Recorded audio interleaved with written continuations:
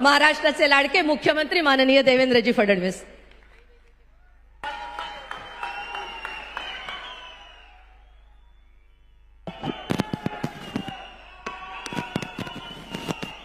भारत माता की, भारत माता की, छत्रपती शिवाजी महाराज की, धर्मवीर छत्रपती संभाजी महाराज की, जय भवानी, जय भवानी, जय जय जय जय जय भवानी, जय जय जय जय जय शिवाजी। हिंदवी स्वराज्याचे सरसंस्थापक छत्रपती शिवरायांना मानाचा मुजरा करतो। भारतीय राज्यघटनेचे शिल्पकार भारतरत्न डॉक्टर बाबासाहेब आंबेडकर यांना मानवंदना अर्पित करतो। आज ज्यांच्यामुळे आपण हा भगवा पटका घालू शकलो, ज्यांनी खऱ्या अर्थानं या देशामध्ये अशी अवस्था होती की उद्याची पहाट ही कशी असेल हे कोणालाही सांगता येत नव्हतं। अशा काळामध्ये छत्रपती शिवरायांना देव, देश आणि धर्माकरता लढण्याची शिकवण दिली आणि हिंदवी स्वराज्याची निर्मिती केली। त्या राष्ट्रमाता, राजमाता जिजाऊ माँसाहेब यांच्या चरणी नतमस्तक होतो। आणि ज्यांनी या संपूर्ण देशातल्या तरुणाईला एक अमृत मंत्र दिला, उत्तिष्ठत जागृत प्राप्त वरांनी बोधित, म्हणजे उठा जागे व्हा आणि जोपर्यंत ध्येय प्राप्त होत नाही तोपर्यंत संघर्ष करा, हा मंत्र देणारे स्वामी विवेकानंदजी यांच्याही पुण्य स्मृतीला त्यांच्या नमन करतो।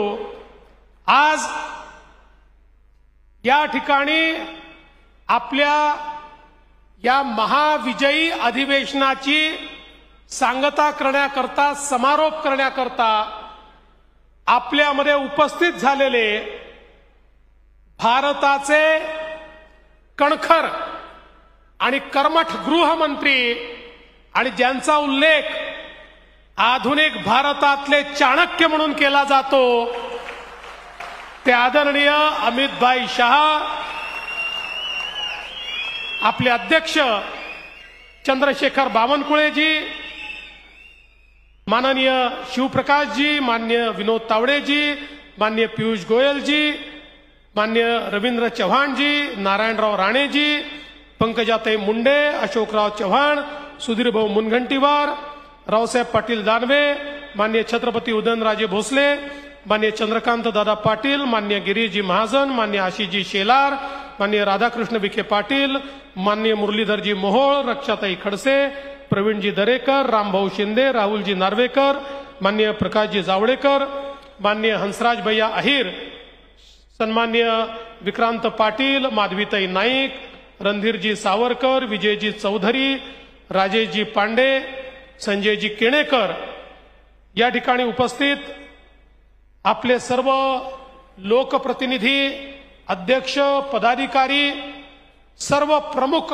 महाराष्ट्राच्या कानाकोपऱ्यातून आलेल्या माझ्या कार्यकर्ता भगिनी आणि बंधूंनो, सर्वप्रथम महाराष्ट्रामध्ये जो महाविजय आपल्याला प्राप्त झाला त्याबद्दल आपल्या सर्वांना मी उभ्या उभ्याच साष्टांग दंडवत करतो, कारण आपल्यामुळे हा महाविजय आपल्याला पाहायला मिळालेला आहे। आणि आपल्या सर्वांच्या वतीने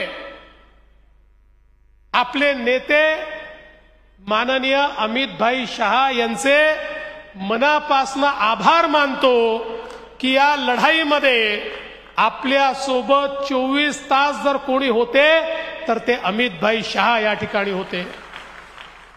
जिस समय लोकसभा के पराजय के बाद समूची पार्टी निराश थी, हताश थी और कार्यकर्ता समझ नहीं पा रहे थे कि महाराष्ट्र में हमसे क्या गलती हो गई कि हम इस प्रकार से पराजित हुए।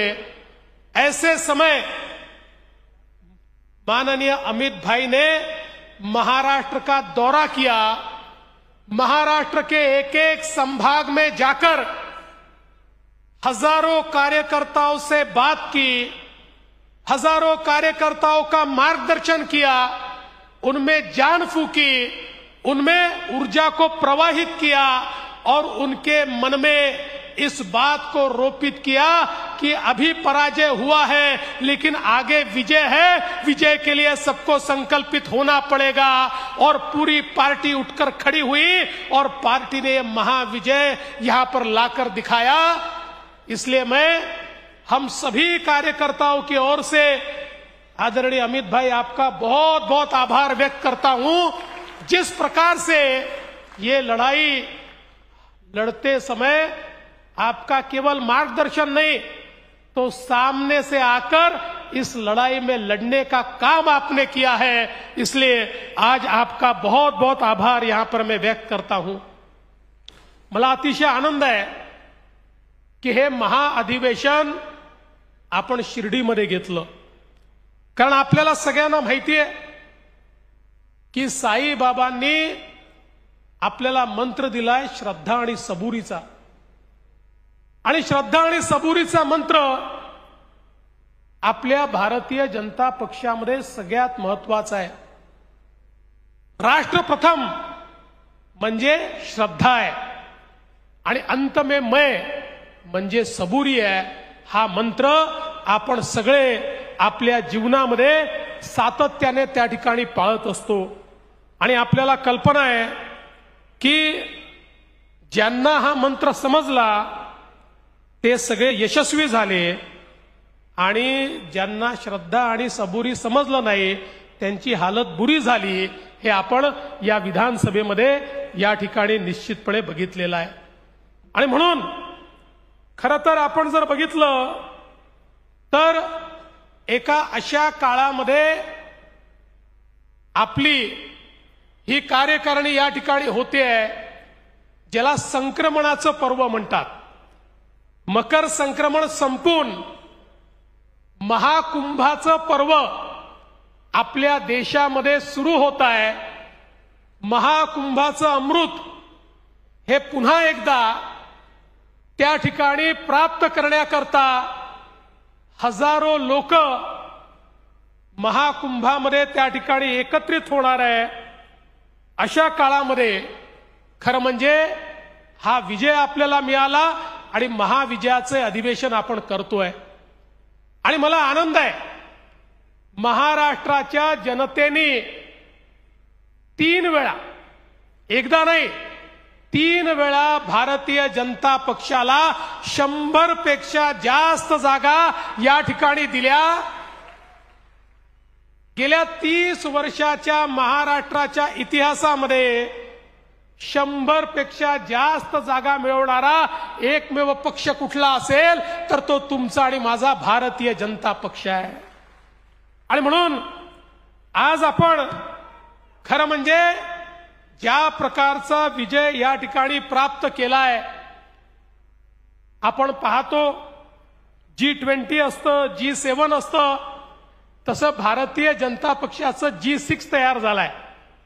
म्हणजे जे लगातार 3 वेळा जिंकले त्या राज्यांच्या म्हणजे गुजरात, मध्य प्रदेश, गोवा, छत्तीसगड आणि हरियाणा यांच्यासोबत आता महाराष्ट्र देखील जुडलेला आहे, ज्यांनी 3ऱ्यांदा जिंकण्याची हॅट्रिक ही या ठिकाणी केलेली आहे। आणि म्हणून खरं तर आज आपण सगळ्यांनी बघितलं की ज्या प्रकारचा हा विजय लोकसभेच्या निवडणुकीमध्ये 48 पैकी 17 जागा आपल्या निवडून आल्या, म्हणजे जेमतेम 35% मार्क घेऊन काठावर आपण पास झालो होतो, पण मनातनं मात्र नापास होतो। पण कुठेतरी त्यानंतर ज्या प्रकारचे प्रयत्न आपण केले, माननीय मोदीजींच्या नेतृत्वामध्ये ज्या प्रकारचा विश्वास आपण तयार केला, 288 पैकी 237 जागा जिंकून महाराष्ट्रातला इतिहास आपण तयार केला. 82% गुण मिळवले आणि भाजपने तर 89% गुण मिळवले. मेरिटमध्ये भाजप या ठिकाणी पास झाला आणि आपण सगळ्यांनी बघितलं इतका मोठा विजय आजपर्यंतच्या महाराष्ट्राच्या इतिहासामध्ये महाराष्ट्राच्या निर्मितीनंतर सर्वात जास्त एखाद्या रुलिंग पार्टीला मिळालेल्या जागा या 222 होत्या. त्याचाही रेकॉर्ड तोडून 237 जागा आपल्याला मिळाल्या. मला असं वाटतं खूप मोठ्या प्रमाणात मिळालेला हा आपला विजय आहे. पण एक गोष्ट निश्चित आहे की हा विजय जो मिळालेला आहे या विजयाचे शिल्पकार कोण आहेत. महाभारतातला एक प्रसंग आहे. महाभारतामध्ये ज्यावेळी महाभारताच्या लढाईनंतर पांडवांना विजय मिळाला, पांडवांची सभा भरली आणि सभेमध्ये चर्चा सुरू होती की विजयाचे शिल्पकार कोण. मग त्या ठिकाणी कोणी म्हणालं धनुर्धर अर्जुन हे शिल्पकार आहेत. अर्जुन म्हणाले बरोबर आहे, मी ज्या प्रकारे त्या ठिकाणी अनेकांचा निपात केला त्यामुळे मी शिल्पकार आहे. भीम म्हणाले कौरवांचे 98 पुत्र तर मी मारले. त्या ठिकाणी ज्या प्रकारे गदा युद्धामध्ये दुःशासनाला मी पराजित केलं, दुर्योधनाला मी पराजित केलं, त्यामुळे याचा शिल्पकार तर मी आहे. तर कोणी असंही म्हणालं नकुल सहदेव शकुनीला आम्ही मारलं, आम्ही शिल्पकार आहोत. तर त्या ठिकाणी धर्मराज असं म्हणाले की शेवटी युद्धाचं नेतृत्व तर मी करत होतो, त्यामुळे या युद्धाचा शिल्पकार मी आहे. तेवढ्यात श्रीकृष्ण त्या ठिकाणी आले आणि त्यांना विचारलं पार्थ सांगा कोण या युद्धाचा शिल्पकार कोण, या विजयाचा शिल्पकार कोण. पार्थ म्हणाले मला तर माहितीच नाही, मी तर सारथ्य करत होतो, त्यामुळे कशी लढाई झाली हे मी बघितलंच नाही, त्यामुळे नेमकं कसं हे युद्ध जिंकलं गेलं मला माहिती नाही. पण एक व्यक्ती आहे की ज्यांनी युद्ध नीट बघितलेलं आहे, त्या व्यक्तीला जाऊन आपण विचारू. ती व्यक्ती म्हणजे बर्बरिक, म्हणजे भीमाचा मुलगा घटोत्कच, त्याचा मुलगा हा बर्बरिक.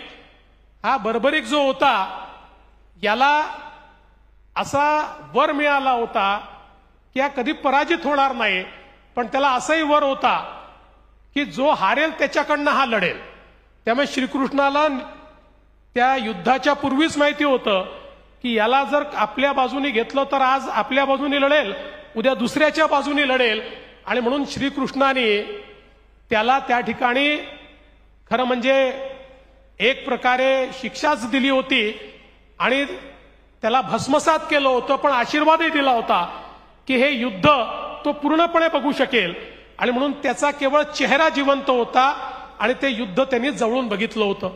आणि म्हणून या बर्बरिकाकडे सगळ्या पांडवांना घेऊन श्रीकृष्ण गेले आणि मग त्यांनी सांगितलं की सांग, या प्रत्येकाचं म्हणणं आहे की हे युद्ध त्यांच्यामुळे पांडवांनी जिंकलाय. अर्जुनालाही वाटतं, त्या ठिकाणी युधिष्ठिरांनाही वाटतं, भीमालाही वाटतं, नकुल सहदेवांनाही वाटतं. तू सांग हे युद्ध कोणामुळे जिंकलाय. त्यावेळी तो बर्बरिक म्हणाला की अरे बाबांनो, तुमच्या कोणामुळेच हे युद्ध जिंकता आलं नाही. हे युद्ध केवळ आणि केवळ पार्थामुळे जिंकता आलं, श्रीकृष्णामुळे जिंकता आलं. तुम्हालाही कल्पनाच नाही की या ठिकाणी भीष्माचार्य, द्रोणाचार्य, कर्ण यांच्यासारखे योद्धा मारण्याची तुमची क्षमताच नव्हती, पण त्या ठिकाणी तुमच्यासोबत पार्थ होते म्हणून हे युद्ध जिंकता आलं. तसं आपल्या या निवडणुकीमध्ये, निवडणुकीच्या युद्धामध्ये लोकांचा जो विश्वास जिंकायचा होता, तो विश्वास जिंकण्याकरता त्या पार्थाची भूमिका किंवा त्या केशवाची भूमिका तुम्ही सगळ्यांनी या ठिकाणी निभावलेली आहे. तुम्ही केशव होतात आणि मोदीजी माधव होते. या केशव आणि माधवामुळे आपल्याला हा विजय मिळालेला आहे. आणि म्हणून मी खरं म्हणजे हा संपूर्ण विजय महाराष्ट्रातल्या भारतीय जनता पक्षाच्या या सगळ्या कार्यकर्त्यांना समर्पित करतो आणि तुम्हाला साष्टांग दंडवत करतो. तुमच्यामुळे हा विजय या ठिकाणी आपण प्राप्त करू शकलो. आणि म्हणून आज खरं म्हणजे हा जो काही महाविजयाचा आपण ही अधिवेशन घेतलेलं आहे, एक प्रकारे आपले सगळ्यांचे आभार मानण्याचं हे अधिवेशन आहे. आपल्या सगळ्यांना धन्यवाद देण्याचं अधिवेशन आहे. आणि म्हणून आपल्याला धन्यवाद या ठिकाणी देत असताना येत्या काळामध्ये आपल्या समोर अनेक आव्हानं देखील आहेत. कारण आपल्याला कल्पना आहे की शेवटी आपण सगळे एका ध्येयाकरता काम करतो. चाणक्याचं एक सुंदर वाक्य आहे की चाणक्य असं म्हणतो, राजा बनना ये सुखी बनने का मार्ग नहीं है. म्हणजे राजा होणं म्हणजे सुखी होणं नाही आहे, तर राजा होणं म्हणजे जनतेची सेवा करणं आहे. आपल्या सुखाकरता राजा बनायचं नाही आहे, जनतेची सेवा करण्याकरता राजा बनायचं आहे. तसं आपल्याला हे जे शासन या ठिकाणी मिळालेलं आहे ते सुखासीन होण्याकरता मिळालेलं शासन नाही आहे, तर या शासनाने आपली जबाबदारी वाढवली आहे. राज्यकर्ते म्हणून आमची आणि संघटन म्हणून तुमची. आपल्याला सगळ्यांना जनतेला सुखी करण्याकरता आता यापुढे काम करायचं आहे. आणि म्हणून आपण जर जिंकलो म्हणून सुखासीन झालो, जिंकलो म्हणून थांबलो, जिंकलो म्हणून आता आराम करू अशा आविर्भावात गेलो तर कदाचित जनतेने जो मॅन्डेट आपल्याला दिलेला आहे, जो आशीर्वाद आपल्याला दिलेला आहे, त्या आशीर्वादाशी कुठेतरी द्रोह होईल. आणि म्हणून पुन्हा एकदा महाविजयाच्या अधिवेशनानंतर त्याच ताकदीनं आपल्याला मैदानामध्ये उतरायचं आहे. आपल्याला कल्पना आहे भारतीय संविधानाला 75 वर्ष पूर्ण झाले आहेत. संविधानाच्या अमृत महोत्सवी वर्षामध्ये आपण आहोत. भारतरत्न डॉक्टर बाबासाहेब आंबेडकरांनी एक असं संविधान आपल्याला दिलं जे जगातलं सर्वोत्कृष्ट संविधान आहे. ज्या संविधानाने प्रत्येकाला जगण्याचा अधिकार दिला, ज्या संविधानाने खऱ्या अर्थानं या भारताला सर्वोच्च भारत बनवण्याची एक संधी उपलब्ध करून दिली. आणि आपले नेते माननीय नरेंद्र मोदीजी म्हणतात, मला कुठल्याही धार्मिक ग्रंथापेक्षा भारताचं संविधान महत्वाचं आहे, कारण हेच संविधान सामान्य सेवा करण्याकरता मला शक्ती देतं. हे संविधानाचं अमृत महोत्सवी वर्ष आपल्याला खऱ्या अर्थानं या ठिकाणी भारताची लोकशाही मजबूत करण्याकरता, संविधान रुजवण्याकरता वापरायचं आहे. आपल्याला कल्पना आहे लोकसभेच्या काळात आपण बघितलं संविधान विरोधी शक्ती, अराजकतावादी शक्ती, या शक्तींचा प्रादुर्भाव या महाराष्ट्रामध्ये आपल्याला पाहायला मिळाला. आपले विरोधक, मग ते काँग्रेस असो, ती उबाठा असो, ती शरद पवारांची पार्टी असो, यांना ज्यावेळेस लक्षात आलं की भारतीय जनता पक्षाला आणि मोदीजींना आपल्याला पराजित करता येत नाही, त्यावेळी अराजकतावादी अशा सगळ्या शक्तींना एकत्रित घेऊन त्यांनी या देशामध्ये आणि या महाराष्ट्रामध्ये अराजकता पसरवण्याचा प्रयत्न केला. या महाराष्ट्रात वोट जिहाद आपण बघितलं, या महाराष्ट्रामध्ये फेक नरेटिव्ह आपण बघितला. पण गेल्या 6 महिन्यामध्ये आपल्या सगळ्या राष्ट्रीय विचाराच्या संघटनांनी एकत्रित येऊन आपल्या खांद्याला खांदा लावून या ठिकाणी राष्ट्रवादाचं पुन्हा रोपण केलं. आणि या अराजकतावादी ताकदींना या निवडणुकीमध्ये आपण पूर्णपणे पराभूत केलं. पण त्यांना जरी आपण निवडणुकीत पराभूत केलं असलं तरी त्यांच्या कारवाया थांबलेल्या नाही आहेत. आपल्या समोर आव्हान आहे. आपण आत्ताच बघितलं कशा प्रकारे बांगलादेशी घुसखोर या ठिकाणी आपल्याला अलीकडच्या काळात सापडतायत आणि केवळ सापडत नाही आहेत तर ते कागदपत्र बनवून मतदार याद्यांमध्ये या ठिकाणी घुसतायत.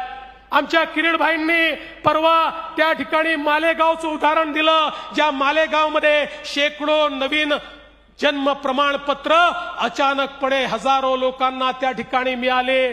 मालेगाव असेल, इकडे अमरावतीचं अंजनगाव असेल, अचानक त्या ठिकाणी एकेका गावामध्ये 100 लोकांना जन्माचं प्रमाणपत्र मिळत आहे. 50 वर्षाचे 60 वर्षाचे लोक अचानक आपल्या जन्माचं प्रमाणपत्र काढतायत. वोट जिहादचा पाठ सुरू झालेला आहे. हे सगळे घुसखोर आहेत. या घुसखोरांना बाहेर काढण्याचं आव्हान हे आता आपल्या समोर आहे. या देशामध्ये एकही घुसखोर या महाराष्ट्रामध्ये आपल्याला त्या ठिकाणी राहू देता कामा नये. त्यामुळे या अराजकतावादी ताकदींच्या विरुद्धची आपली लढाई, ही लढाई अजून आपल्याला त्या ठिकाणी घट्ट करावी लागेल. याच अराजकतावादी ताकदींनी दुसरा प्रयत्न सुरू केलेला आहे. या महाराष्ट्रातली सामाजिक वीण ही कशी त्या ठिकाणी खराब होईल, या महाराष्ट्रामध्ये जातीमध्ये पंथांमध्ये द्वेष भावना, त्यांच्यामध्ये विद्वेष, त्यांच्यामध्ये मोठ्या प्रमाणात दुफळी कशी माजेल असा देखील प्रयत्न हा मोठ्या प्रमाणात होतोय. अनेक घटना होतात, गंभीर घटना होतात, त्याचे पडसाद उमटतात. ते साहजिक देखील असतात, ते नैसर्गिक देखील असतात. पण अनेक वेळा अशा पडसादांचा उपयोग करून अराजकतावादी आपलं मत कसं पुढे नेता येईल असा देखील प्रयत्न करतात.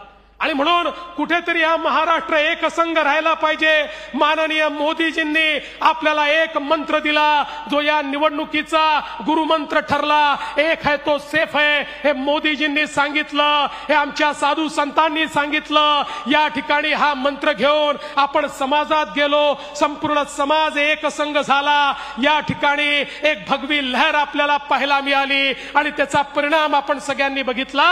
पुन्हा एकदा समाजामध्ये फळी माजवण्याचा जो प्रयत्न आहे तो प्रयत्न आपल्याला हाणून पाडावा लागेल आणि सगळ्या समाजाला सोबत घेऊन आपल्याला पुढे जायचं आहे. कारण आपण वर्षानुवर्ष सांगतोय, पथका अंतिम लक्ष्य नहीं है, सिंहासन चढ़ते जाना, सब समाज को लिए साथ में आगे है बढ़ते जाना. हा मंत्र घेऊन आपल्याला पुढे जायचं आहे. आणि म्हणून अराजकतावादी या ज्या सगळ्या ताकदी आहेत, या ताकदींच्या विरुद्धची लढाई आपली संपणार नाही आहे. आज आपल्याला या महाराष्ट्रामध्ये परिवर्तन करायचं आहे. एक नवीन महाराष्ट्र आपण घडवतोय. या महाराष्ट्रामध्ये माननीय मोदीजींच्या नेतृत्वामध्ये ज्या प्रकारे 2014 ते 19 त्यानंतर 2022 ते 24 आपण या ठिकाणी काम करून दाखवलं, ती गती आता महाराष्ट्राला पुन्हा प्राप्त करून दिली आहे. आपण सांगितलं महाराष्ट्र आता थांबणार नाही, ही गती कमी होणार नाही. आता या महाराष्ट्राला कायम दुष्काळ मुक्त करण्याकरता नदीजोड प्रकल्प आपण हातामध्ये घेतलेले आहेत. ज्या नदीजोड प्रकल्पाच्या माध्यमातून यातला मराठवाडा असेल, आमचा उत्तर महाराष्ट्र असेल, आमचा विदर्भ असेल, यातला दुष्काळ हा कायम भूतकाळ करायचा आहे. या ठिकाणी शेकडो किलोमीटरचे कालवे तयार करून नद्यांना आपापसात जोडून समुद्रात वाहणारं पाणी हे गोदावरीच्या खोऱ्यामध्ये आणून आणि आपल्या महाराष्ट्राला पाणीदार करण्याचं स्वप्न आपल्या सरकारने या ठिकाणी बघितलेलं आहे. एक ऊर्जावान महाराष्ट्र, ज्या महाराष्ट्रामध्ये आमच्या शेतकऱ्याला सौर ऊर्जेच्या माध्यमातून जन्मभर मोफत वीज मिळाली पाहिजे आणि महाराष्ट्रातला शेतकरी हा सुजलाम सुफलाम झाला पाहिजे. याकरता सौर कृषी वाहिनीच्या प्रकल्पाच्या माध्यमातून या महाराष्ट्रामध्ये एक नवीन क्रांती आपण घडवतोय आणि 2030 सालापर्यंत 52% वीज ही महाराष्ट्रातली अपारंपरिक ऊर्जा स्रोतातनं या ठिकाणी येईल आणि आमचा शेतकरी ही सुजलाम सुफलाम होईल. आणि पहिल्यांदा महाराष्ट्रामध्ये आमचा प्रयत्न आहे की उद्योगाला आणि घरगुती वीज जी आपण देतो त्या विजेचे भाव देखील कमी झाले पाहिजे, अशा प्रकारचा प्रयत्न या महाराष्ट्रामध्ये आपण करतोय. आणि हे सगळं करत असताना एकीकडे इन्फ्रास्ट्रक्चरचे प्रोजेक्ट्स आहेत, मोठ्या प्रमाणात महामार्गांची कामं आहेत, पोर्टची कामं आहेत, एअरपोर्टची कामं आहेत. आणि ही सगळं करत असताना मोदीजींनी एकच मंत्र आपल्याला दिलेला आहे आणि तो मंत्र म्हणजे ईज ऑफ लिव्हिंगचा. प्रत्येकाच्या जीवनामध्ये सुलभता आली पाहिजे. ही सुलभता आणण्याकरता आपण प्रयत्न सुरू केलाय आणि सुलभता आणण्याकडे जात असताना त्यातलं सगळ्यात महत्वाचं धोरण काही असेल तर पारदर्शिता आहे. प्रामाणिक पारदर्शितेने सरकार चाललं पाहिजे, विभाग चालले पाहिजे. प्रामाणिक पारदर्शितेने सरकारी कार्यालय चालली पाहिजे. या दृष्टीनं मोठ्या प्रमाणात येत्या काळामध्ये आपण काम करणार आहोत. आणि म्हणूनच मी मुख्यमंत्री झाल्यानंतर 100 दिवसाचा कार्यक्रम दिला, विभागांनाही दिला आणि 7 सूत्री कार्यक्रम हा प्रत्येक कार्यालयाला दिला. जसं आपण एकीकडे सरकारचं काम करतोय तशीच माझी आपल्या प्रदेश अध्यक्षांना देखील विनंती आहे की सरकारमध्ये आम्ही 100 दिवसाचा कार्यक्रम दिलाय, पक्षातही तुम्ही 100 दिवसाचा कार्यक्रम द्या. त्या 100 दिवसामधला सगळ्यात पहिला पक्षाचा कार्यक्रम म्हणजे या ठिकाणी 1.5 कोटी सदस्यता ही आपली मोहीम आहे. माझी आपल्या सगळ्यांना विनंती आहे की आपण सगळ्यांनी जर मनात आणलं तर 1.5 कोटीपेक्षा जास्त या ठिकाणी आपण मेंबरशिप करू शकतो. कारण लक्षात घ्या, आज अनुकूलतेचा काळ आहे. आज भारतीय जनता पक्षासोबत जुडणं लोक आपला सन्मान समजतात. सन्मान कोणाहीकडे जा आणि त्याला म्हणा की तुम्ही सदस्य व्हाल का, तो सन्मानाने सदस्य होण्याकरता तयार आहे. आता आपली क्षमता किती आहे, आपली ताकद किती आहे, आपली हिंमत किती आहे याच्या आधारावर खऱ्या अर्थानं हे होणार आहे. आणि म्हणून एकीकडे सरकारच्या माध्यमातून समाजातल्या सगळ्या वर्गांची अपेक्षा पूर्ती करण्याचा प्रयत्न चाललाय. आमच्या लाडक्या बहिणींना आपण मदत करतोय आणि पुढेही करतच राहणार आहे. खरं म्हणजे एक नरेटिव्ह पसरवण्याचा प्रयत्न चाललाय. लाडक्या बहिणींची मदत बंद होणार, शेतकऱ्यांना दिलेली वीज सवलत ही बंद होणार. मी एकच गोष्ट सांगतो, महिला असतील, शेतकरी असतील, युवा असतील, गरीब असतील, आपले दिव्यांग असतील, समाजातल्या जेवढ्या घटकांकरता योजना आम्ही सुरू केलेल्या आहेत त्या सगळ्या योजना आपण पूर्ण करणार आहोत. आणि यासोबत आपण जे काही आपल्या घोषणापत्रामध्ये सांगितलेलं आहे ते देखील पूर्ण करण्याचा प्रयत्न हा निश्चितपणे आपण या ठिकाणी करणार आहोत. त्याची सुरुवात आपण केलेली आहे. आणि म्हणून माझी आपल्या सर्वांकडे ही एवढीच विनंती आहे की आता सरकार आलेलं आहे, हे आपलं महायुतीचं सरकार आहे. माननीय आपले उपमुख्यमंत्री आणि माजी मुख्यमंत्री एकनाथराव शिंदेजी यांच्या नेतृत्वातली शिवसेना असेल, अजितदादा पवारांच्या नेतृत्वातली राष्ट्रवादी काँग्रेस असेल, यांना सगळ्यांना सोबत घेऊन आपल्याला पुढची वाटचाल करायची आहे. आपले रिपब्लिकन पार्टी असेल किंवा इतर छोटे मित्र असतील, यांना देखील आपल्याला सोबत ठेवायचं आहे आणि एकत्रितपणे ही सगळी वाटचाल आपल्याला करायची आहे. आणि ही वाटचाल करत असताना खऱ्या अर्थानं आपल्या सरकारचं समाजापर्यंत पोहोचण्याचं उपकरण काय आहे तर ते उपकरण आपला कार्यकर्ता आहे, आपला पदाधिकारी आहे, आपली संघटना आहे. तुम्ही सगळ्यांनी या ठिकाणी या उपकरणाचं काम, या सेतूचं काम करायचं आहे. सरकार आलं म्हणजे आता सरकार चालवणारे वेगळे आणि संघटन वेगळं असं नाही, तर संघटनेला सरकार सोबत समन्वय करावा लागेल आणि सरकार म्हणून तुमच्या सोबत समन्वय झाला पाहिजे. याकरता व्यवस्था आम्ही उभ्या करू. आमचे अध्यक्ष या ठिकाणी बावनकुळेजी यांनी या संदर्भातल्या व्यवस्था उभ्या केल्या आहेत. आणि म्हणून माझी आपल्याला विनंती आहे की आपल्या सरकारचे कार्यक्रम हे खालपर्यंत आपल्याला कसे नेता येतील याचा प्रयत्न आपल्या सगळ्यांना करावा लागेल. आणि मी आपल्याला हात जोडून विनंती करतो की आपलं कल्चर, आपली संस्कृती ही इतरांपेक्षा वेगळी आहे. आपल्या सगळ्यांना लक्षात घेतलं पाहिजे. आपण समाजात काम करणारे लोक आहोत. अलीकडच्या काळामध्ये सगळेच जण मंत्रालयात दिसतात. मंत्रालयात येणं चुकीचं नाही, काम असताना आलंच पाहिजे, पण स्टेटस सिम्बॉल म्हणून येऊ नका, विनाकारण येऊ नका. समाजातली कामं घेऊन त्या ठिकाणी या. कामं असतील तर निश्चितपणे त्या कामांची व्यवस्था आपण लावू आणि ती कामं आपण त्या ठिकाणी कशी करायची हा प्रयत्न आपण करू. मी दुसरी विनंती आपल्याला करणार आहे, मीडिया असला तरी करणार आहे. या ठिकाणी आपल्याला विकासाची कामं करायची आहेत आणि विकासाची कामं करत असताना एक उदाहरण म्हणून सांगतो.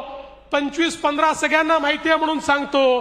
25-15 हे कोणाला रोजगार देण्याचं साधन नाहीये.